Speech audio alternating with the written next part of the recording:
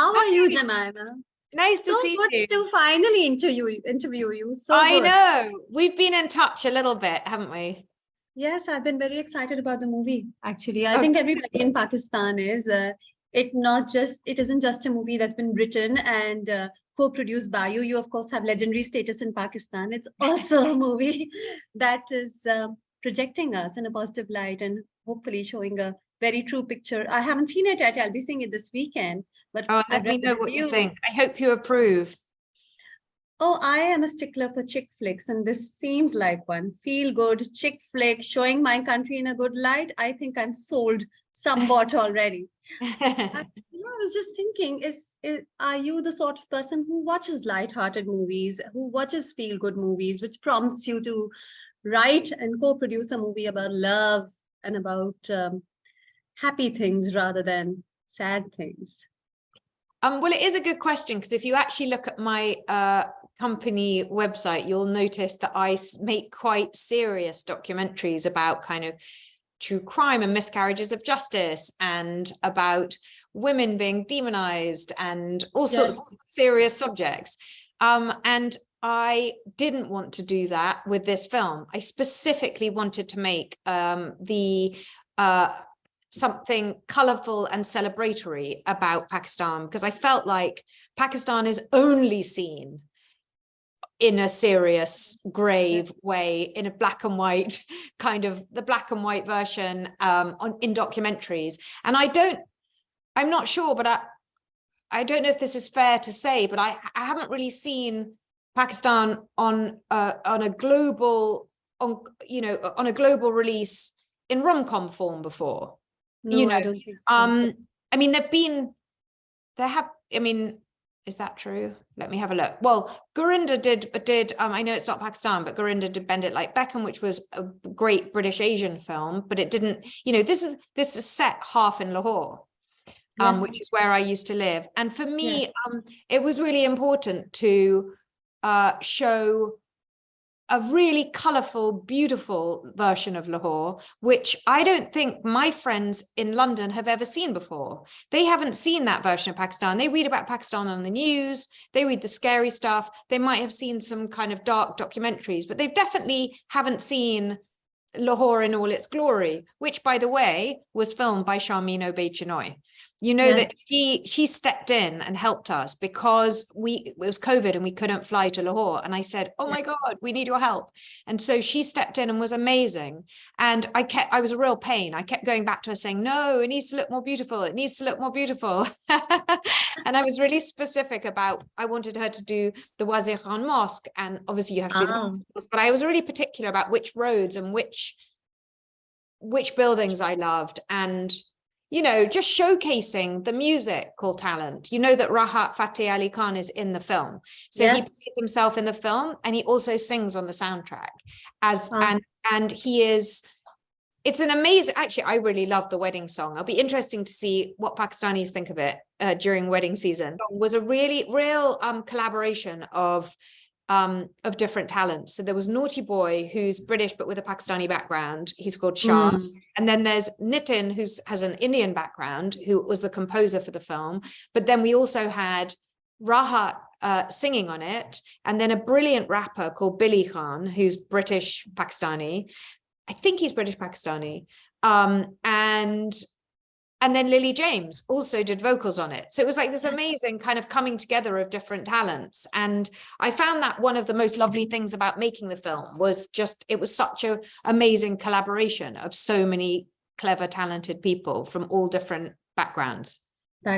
Cultures. Yes, you had a bit of India and you had a bit of Pakistan and you had Hollywood, of course. It's a mix. And that was not, I'm aware of, by the way, of how you make documentaries quite often, and they are on very serious topics. And that was a question I did want to ask you about why Pakistan's narrative was expressed in the form of a chick flick rather than a documentary. But I get it. I think it's time that people see us with a lighter vision rather than just through the lens of a serious documentary maker. Lahore. So you remembered bits of Lahore that you wanted Sharmeen to film, or did you Google them and see and make sure that these were the locations that you wanted? Did you actually I mean, remember? I lived there for long enough to know, you know, the beautiful bits. And Yeah. we actually recreated, our old friend Yusuf Salahuddin has this beautiful old Haveli in the old city. Yes, yes. And so we recreated that, but not, Ah, yeah. So one of our scenes where Rahat does his Qawwali singing, and I won't spoil what happens, but anyway, there is a scene where he comes across these Qawwali singers in a sort of courtyard that is modeled on Yusuf's Haveli. And that was actually filmed in London. And it just happened that Rahat was in London too. But I don't think you'd know. We had the most amazing production designer. And at one point, we did have to film some of it in London because of COVID. So we had Shepherd's Bush Market was filmed as Anarkali Bazaar.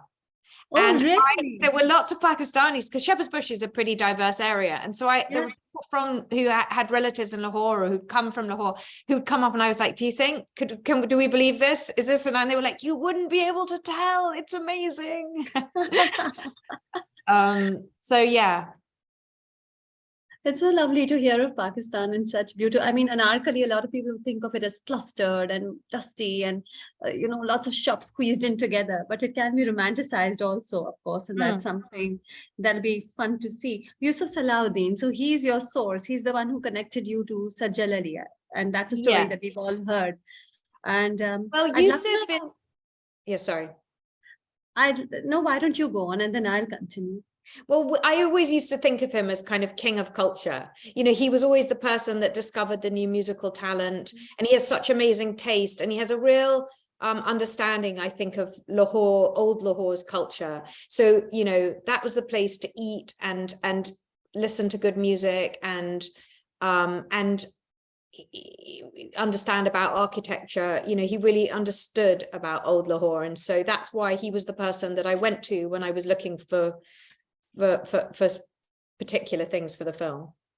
Okay, and you were looking for, of course, an actress, a Pakistani actress who would play a particular role, and Sajjal Ali, who is one of our finest cast. I'm so glad she is. Well, we think she's extraordinary, and I'd love to know about her audition. That's one answer that I heard you giving to in one of the many interviews that you've given prior to the release of this movie. So, I really have. They've put me to work, Studio Canal.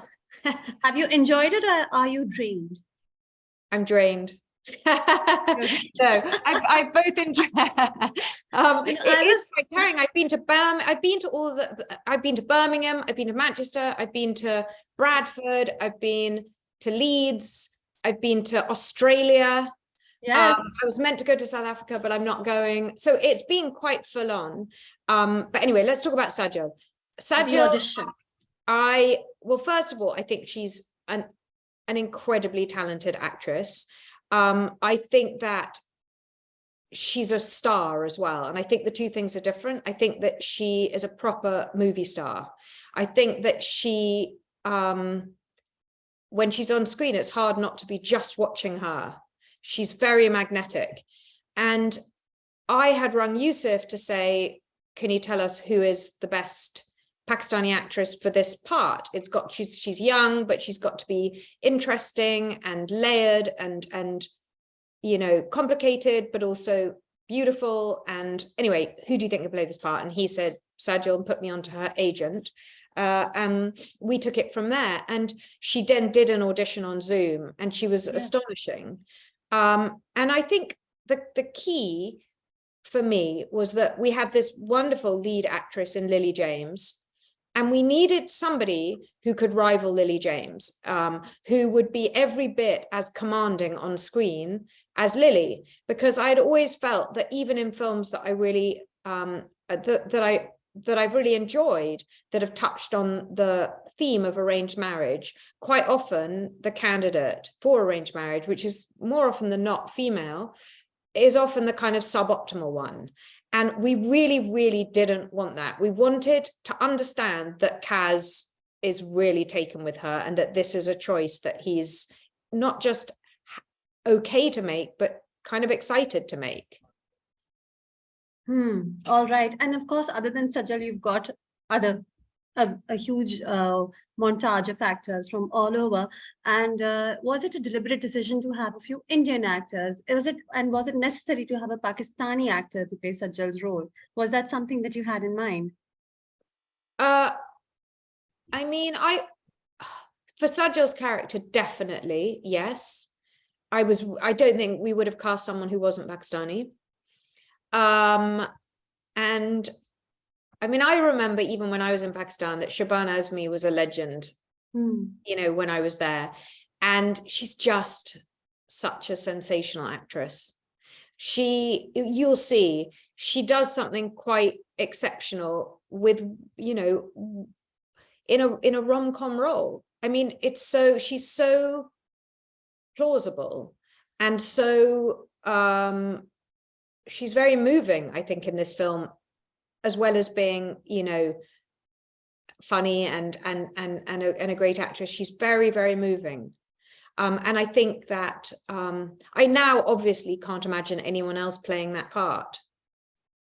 And Shekhar also, you deliberately wanted a director of Indian origin who can connect more easily with the story. Similarly, we definitely had to be a South Asian director. And Shekhar had made films with working title before. So the company that was producing this wanted a director who could make it big and cinematic and give it scale and theatre, because it's not for television, it's opening in cinemas. And Shekhar has history doing exactly that. And he's very, very good with strong female characters. I wanted Shekhar for a different reason. I thought that Shekhar was a really interesting director because he isn't interested in the comedy. He's interested in the emotional truth. The layers. Yeah. And I think he brought a depth and a truth to the story that might not have been there if we'd gone for a straightforward comedy director. Okay. Last question, because I know you're in a rush. Your sons love the movie. That's something that made headlines in Pakistan because we love you and your family so much. They sporadically, they come to Pakistan. Are they able to connect more easily with the concept of an arranged marriage as opposed to your friends in the UK who may not be acquainted with the concept at all? Do they understand the story better?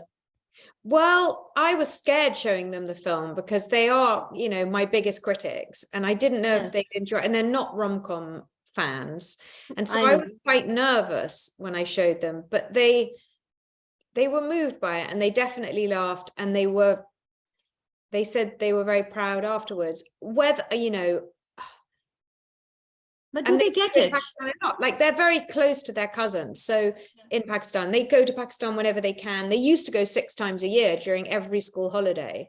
And now they're not at school, so they don't have school holidays, unfortunately for them. But they're very, very close to their Pakistani cousins. And they are in touch with them constantly and spend a lot of time with them. And, you know, some of their cousins have had arranged marriages. So yeah, they understand it, of course. All right, great. Thank you so much, Jemima. Thank you. Good talking to you. Same here. Thank you.